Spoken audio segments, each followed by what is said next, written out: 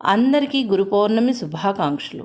ప్రతి ఒక్క వ్యక్తి జీవితంలో ఏదో ఒక సమయంలో అజ్ఞాన చీకటి తొలగించి రవి ప్రతిబింబంలా విజ్ఞాన దీపాలు వెలిగించడంలో సుజ్ఞాని దర్శకుడు దిక్సూచిలా గురువు మనకి లభించడం జరుగుతుంది. మీరందరూ కూడా నేను పాడబోయే పాటని విని మీ గురువులను జ్ఞాపకం చేసుకొని ఒక చిన్న హృదయ సుమాంజలి ఇద్దాము. గురువు గోవిందుని సరసనే ఉన్నచో గురువుకే చేసెదను ప్రథమ వందనం.